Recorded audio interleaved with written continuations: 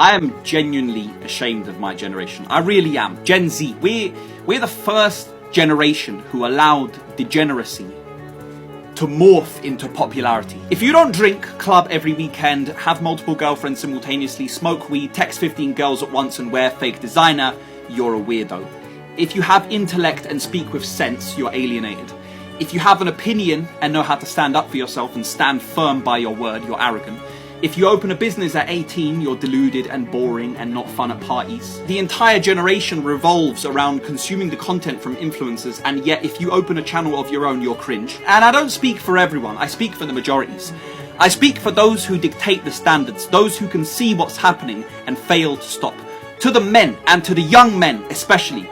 Because in a world that is falling apart, in a society that is falling to degeneracy wherever you look, where innocence is lost, where family connection is not cool, where laziness, hedonism, gluttony, greed and denial are everywhere, and where everything as it is on edge, in a time where riches are up for grabs, and if you miss it by this much you fall into the pit of slavery, where relationships have become fleeting hormonal escapes, where faith is evaporating, divide is everywhere. If it's not war between countries, it's sides of countries that hate each other. If it's not different cities of countries that hate each other, then the towns do. If the towns don't hate each other, then the neighbours do. And when the neighbours don't, we turn to each other interpersonally, and you see it at the dinner table in individual households. In these times, you want change. You want there to be a drastic shift in the mentality to alter the trajectory that things are taking and have been taking for the last 10, 15 years. You look to the ones who can make a difference in the future, and you look to the men, to the young men, the next generation of leaders, the minds and bodies who will dictate the strength and intelligence at which we can operate through the next decades